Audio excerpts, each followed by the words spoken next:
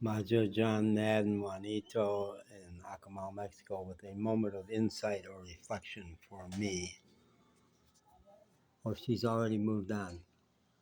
This guy with the motorcycle was spending the longest time talking to a woman out there. I'm pretty sure he lives in that house. I know a guy named Manuel there, and Raul is the husband of the house. And it's a neighborhood or a barrio, this street, this gravel road, way at the north end of the Yacamal Pueblo. I call it a barrio, and my vecinos, neighbors, call it a barrio, also a neighborhood. The dogs all know each other, the people all know each other, lots of them are related. The dogs are almost all related. Half the dogs are puppies of the girl I call Princess there, and she is a princess.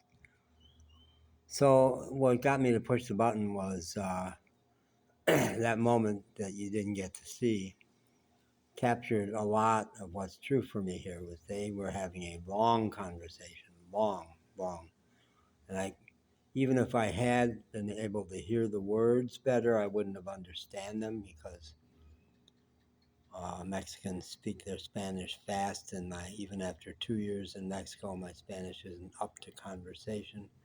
I cannot have a conversation in Spanish. I can complete transactions. I can handle almost any transaction and make it work. And Mexicans are so forgiving with my broken Spanish. They act like I'm speaking correctly even when I'm not. They get the point. Very different from Americans who go, why don't you speak better English? So sad. I'm sad. It's been my story for almost 5 years. It's going to be 6 years since I had my big spiritual experience, and 5 years, coming up on 5 years since I left Western North Carolina, which for 16 years had been my home, and began my travels. And 2 years in Mexico, where language is a huge barrier. I'm a lot better now, and Mexicans are always saying, gee, you speak such good Spanish, but I don't. And I finally have a really good app called Busu, which is not childish like Duolingo, which is so popular. It's good for kids because it's all cartoons. Wusu is videos of real human beings talking conversationally. It's great. So that's going to make it better.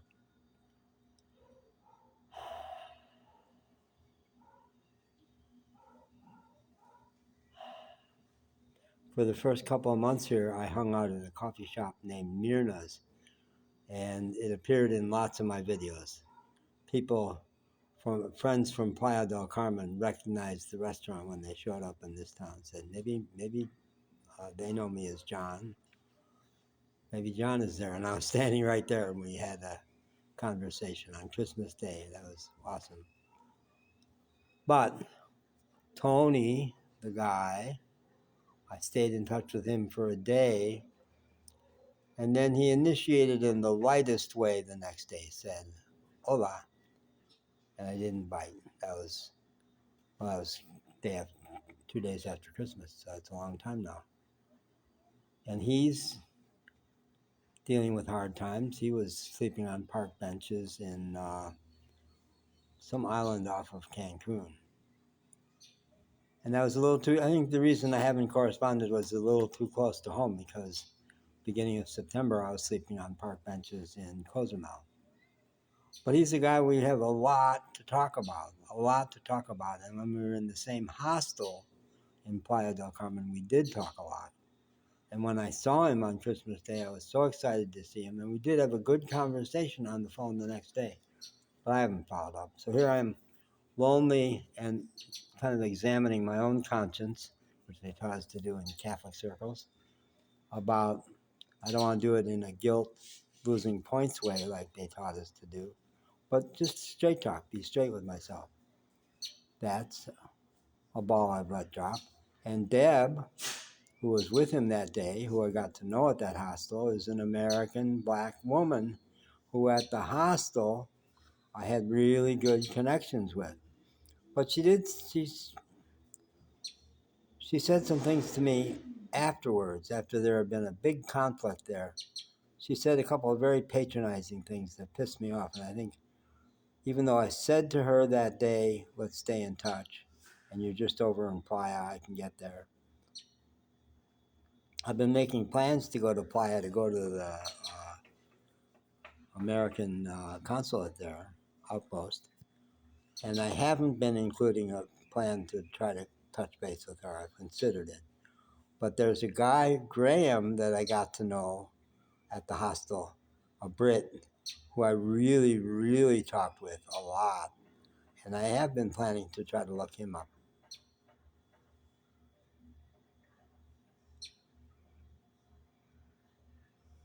A highlight of my day was Mary Doria Russell, who's a very relatively famous writer. And she wrote a book called The Sparrow, which 10 years ago I liked an awful lot. Powerful book. And I've been thinking about it lately because it's about space travel and the Earth people who go to a planet that has human-like people and wreck everything out of ignorance because they don't understand the social system, they don't understand the ecology, they just fuck everything up. Arrogance. And you see that down here all the time, the ugly American who doesn't bother to learn the culture, doesn't bother to learn any Spanish, and comes down here and they think they're big shots. But even the expats, some are pretty terrible, arrogant. I say all the time, if you're here, if you're living here and it hasn't occurred to you that you could learn things about how to be a better person from the Mexicans, who are fabulous people, who have taught me so much, even before I got to Mexico, but especially since I got here, about how to be a happy person. No, they cluster with their other expats and they keep their notions about Mexicans intact. They don't get enough data to find out different. They don't inquire. They're not curious about the Mexicans. So Mary Doria Russell wrote that book that affected me so much. And I've discovered her on Blue Sky, which is the current alternative to Twitter, where a lot of great conversations go on. And for the longest time, I was only posting my stuff. But I knew that the way to even get your stuff seen more is to respond to other people, to not just be posting your stuff, but be interested in what other people are putting up. So on Mary Doria Russell, she made a comment about something someone else said, and I made a comment about her comment and put a video up that I think she could find interesting. But she didn't, she gave me a like. She gave me a little heart, or a thumbs up. And I was excited about that. How pathetic is that, huh? And a few days ago, Jon Stewart, one of my favorite comics, he or one of his staff, now he's big time internet TV, and I bet it's very possible he's not checking the thousands of comments that come in on one of his posts. So it may have been one of his staff members that gave a like. But it's very possible he saw it. And if the staff member liked it, it's more likely he saw it. But, a like. Again, there, I've been posting videos there in hopes that they would watch the video. And maybe you ought to give up hope of getting discovered. It's very possible I'm not going to get discovered. But what I want to do is to get seen. I want my videos, many of which I think are really strong, have a lot to teach, and I'm a teacher, always have been. I want them to be seen.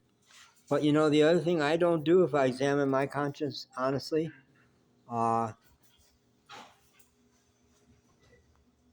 way to build community among your followers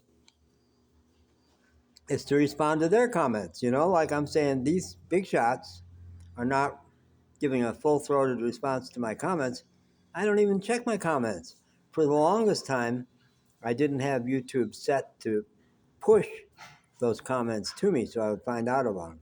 but somehow still not doing it because I very seldom ever see them. But the other day I saw in my YouTube stats that I have 170 comments out there. I haven't looked at them. And so and in the past, I don't know why I'm so busy now. It used to be that I would get all the comments and I would respond, and I got a lot of Mexicans saying, "Thank you for appreciating my people. Thank you for this. Thank you for that." And I could tell them, "Oh, thank you for thanking me." And